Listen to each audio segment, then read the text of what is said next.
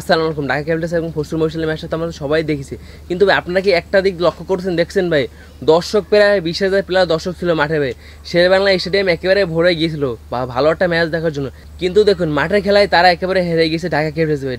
ঢাকার ভাই খেলা দেখার জন্য ভাই ঢাকার সমর্থ দর্শক দেখুন ভাই স্টেডিয়ামে একেবারে ভরে গিয়েছিল, কিন্তু দেখুন পরশু মহিষালী ভাই বোলিং নৈপুণ্যের কারণে তারা ভাই কালকেও ম্যাচটা হেরে যায়।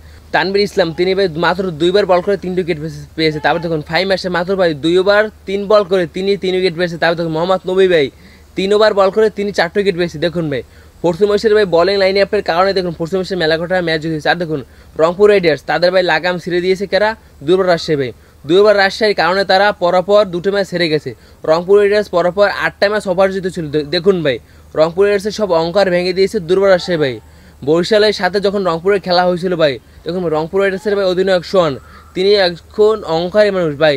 ম্যাচটা যাবে জেতার পর দেখুন তামিমের সাথে একটা খারাপ একটা ব্যবহার করছে, তার জন্যই তামিম ভাই নুরুল হাসানের কাছে দৌড়ে গিয়েছিল। কিন্তু কিন্তু আপনারা তখন ওই কথাটা বানিয়েছিলেন তখন অ্যালেক্সের সাথে ঝগড়া হচ্ছে, কিন্তু আসলে সেটা না, গণমাধ্যমটা ভুলটা প্রচার করেছিল। তখন নুরুল হাসান সোহানের সাথে ক্ষোভ হয়েছিল। দেখুন নুরুল হাসান সোহান ভাই একবার 26 রান নিয়ে তিনি খুব উত্তেজিত ছিলেন ভাই।